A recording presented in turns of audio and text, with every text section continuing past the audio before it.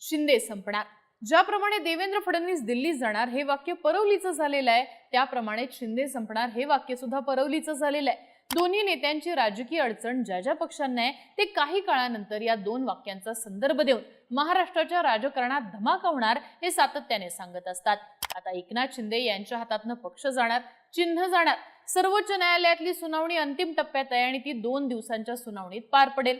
या सुनावणीनंतर सर्वोच्च न्यायालयाला एकतर एकनाथ शिंदे यांना दिलेलं चिन्ह आणि पक्ष गोठवणं भागच पडेल, एकतर हा शिवसेना पक्ष आणि धनुष्यबाण हे चिन्ह ठाकरेंकडे पुन्हा देण्यात येईल किंवा ते गोठवलं जाईल।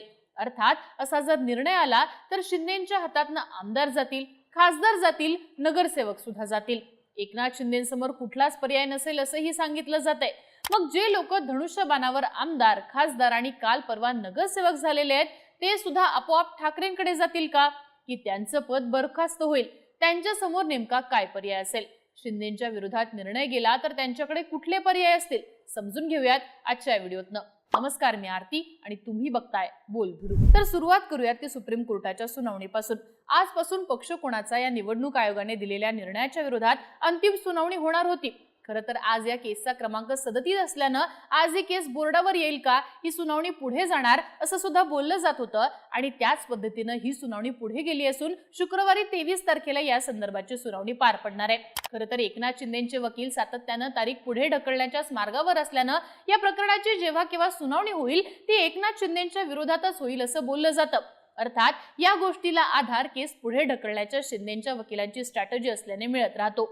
तरी सुद्धा आज उद्या म्हणत अंतिम सुनावणी पार पडली तर नेमका काय निर्णय येऊ शकतो याचे अंदाज लावले जातात आणि त्यातला प्रमुख अंदाज म्हणजे सर्वोच्च न्यायालय शिवसेना हे नाव आणि धनुष्यबाण हे चिन्ह या गोष्टी गोठवू शकतं आणि शिंदेच्या पक्षाला नवं नाव आणि नवीन चिन्ह घेण्याची सूचना करू शकतं किंवा धनुष्यबाण आणि शिवसेना या दोन्ही गोष्टी ठाकरेंना परत केल्या जाऊ शकतात। आता या दोन्हींपैकी कोणताही निर्णय आला तरी तो शिंदेसाठी अडचणीच निर्माण करणार आहे, पण दोन्हींपैकी कोणता निर्णय आला तर काय होऊ शकतं हे आपण समजून घेऊयात। तर पहिला निर्णय म्हणजे शिवसेना हे नाव आणि धनुष्यबाण हे चिन्ह गोठवण्यात आलं तर काय होईल? निवडणूक आयोगाने एकनाथ शिंदेंना फक्त संसदीय बहुमताच्या जोरावर पक्ष चिन्ह आणि पक्षाचं नाव देण्याचा निर्णय हा चुकीचा होता असं म्हणत सर्वोच्च न्यायालयाने पक्षाचं नाव आणि चिन्ह गोठवलं तर शिंदेंकडनं शिवसेना हे नाव आणि धनुष्यबाण हे चिन्ह जाऊ शकतं।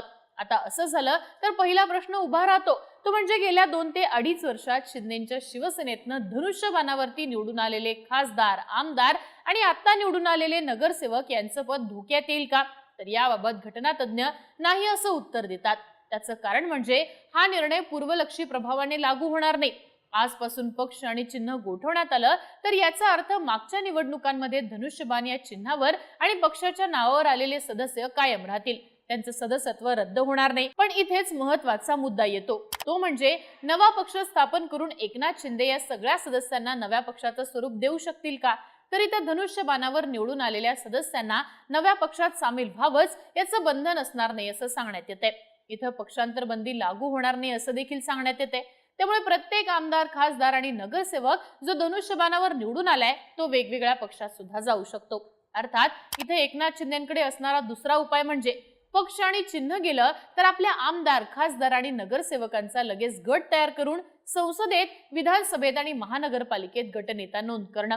असं केलं तर सगळा पक्ष एकसंध राहू शकतो असं घटनातज्ञ सांगताना दिसतात। म्हणजेच पक्ष फुटेल, तो विखुरला जाईल असे जे काही दावे केले जात आहेत त्याला बळ मिळत नाही। पण एक नक्की की इथे नवा पक्ष स्थापन करायचा की भाजपमध्ये मर्ज व्हायचा हा पर्याय शिंदेंसमोर असू शकतो। हा मुद्दा पुढे आपण विस्ताराने समजून घेऊयात, पण त्यापूर्वी दुसरा निर्णय तो म्हणजे धनुष्यबाण हे चिन्ह आणि शिवसेना हे नाव जर ठाकरेंकडे गेलं तर आता जे धनुष्यबाणावर आणि शिवसेनेच्या नावावर निवडून आलेले आहेत ते सदस्य आपोआप ठाकरेंकडे जातील का? तर तसेही होणार नाही, कारण तेच हा निर्णय पूर्वलक्षी प्रभावाने नसणार। ज्याप्रमाणे ठाकरेंकडनं शिवसेना नाव आणि धनुष्यबाण चिन्ह काढून घेतल्यानं स्वतः ठाकरे किंवा आदित्य ठाकरे, अनिल परब अशी लोक शिंदेंची झाली नाहीत, त्याचप्रमाणे इथे सुद्धा पक्ष आणि चिन्ह पुन्हा ठाकरेंकडे गेलं म्हणून सदस्य ठाकरेंचे होणार नाहीत, ते एकनाथ शिंदेंच्या सोबत राहतील। दुसरीकडे ठाकरे पुन्हा शिवसेना, उबाटा आणि मशाल हे चिन्ह गोठवण्याची आणि शिवसेना पक्ष व धनुष्यबाण मान्य करण्याची निवडणूक आयोगाची प्रक्रिया पूर्णत्वाला नेतील आणि काल मशालीवर निवडून आलेली लोक धनुष्यबाणाचे होऊन जातील। पण इकडे शिंदेचे नेत्यांचं काय? तर दोन्ही शक्यतेत एकच पर्याय नवं नाव घेणं, नवं चिन्ह घेणं आणि मार्गक्रमण करणं किंवा भाजपमध्ये आपल्या संपूर्ण गटाला मर्ज करणं. आता पर्याय क्रमांक 1 मध्ये शिंदे नवीन नाव घेऊ शकतात, अर्थात ते शिवसेना बाळासाहेब ठाकरे किंवा तशा शक्यतेचं नाव घेऊन पुढे जाऊ शकतात. निवडणूक आयोगाचा निर्णय येईपर्यंत त्यांनी बाळासाहेबांची शिवसेना आणि ढाल तलवार हे चिन्ह घेतलंच होतं की. पण या लढाईत ठाकरेंकडे मशाल आणि शिवसेना उभाटा हे नाव असेल तर शिंदेंसमोरची अडचण वाढणार नाही. पण ठाकरेंना पुन्हा धनुष्यबाण आणि शिवसेना हे नाव मिळालं तर शिंदेंना आपला वेगळा गट म्हणून मान्य करावं लागेल. शिंदे आपला स्वतंत्र गट जरी टिकवून ठेवण्यात यशस्वी ठरले तरी नरेटिव्हच्या पातळीवर आम्हीच खरी शिवसेना आहोत हे सातत्याने सांगू पाहतात, ते सांगणं अवघड ठरताना दिसू शकतं. मोदी सुद्धा नकली संतान, नकली शिवसेना असा उल्लेख करताना अडखळू शकतील. पण दोन्ही पक्ष आणि दोन्ही चिन्ह गोठवली तर शिंदेंसमोरच्या अडचणी किमान पातळीवर कमी असतील. उलट मशाल लोकांपर्यंत पोहोचलीये, पण ढाल तलवार सारखं नवं चिन्ह पुढच्या 3 वर्षात कुठल्याही इलेक्शन नसताना पोहोचवणं शिंदेच्या शिवसेनेसाठी अडचणीचं ठरू शकतं. आता येतो दुसरा पर्याय. एकनाथ शिंदे भाजपमध्ये मर्ज होऊ शकतात का? शिंदेंना आपल्या स्वतंत्र अस्तित्वाची जाणीव आहे, त्यांच्या सोबत असणाऱ्या नेत्यांना सुद्धा याची जाणीव आहे. जिथं भाजपचा विरोध नाहीये तिथले नेते भाजपमध्ये मर्ज होण्यास उत्सुक असू शकतात, पण अनेक नेत्यांसमोर भाजपच्या स्थानिक नेत्यांचा विरोध आहे.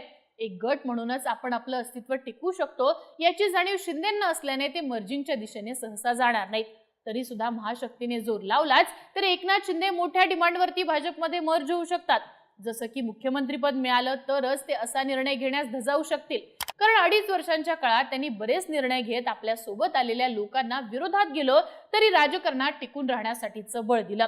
पर्यायानं ते पहिल्या पॉवर पोझिशनला जातील आणि नंतरच मर्जर सारखा कडू निर्णय घेतील, कारण ते झालं तरच पक्ष आणि संघटना त्यांच्या मागे टिकून राहील याचा अंदाज एकनाथ शिंदेना चांगलाच आहे. तुम्हाला काय वाटतं? सर्वोच्च न्यायालयाचा निर्णय शुक्रवारी तरी येईल का? आलाच तर तो कोणाच्या पथ्यावर पडू शकतो? शिंदेंचं काय होईल? या बाबतीतल्या तुमच्या प्रतिक्रिया कमेंट बॉक्समध्ये लिहून कळवा आणि बोलबिडूला सबस्क्राईब करा.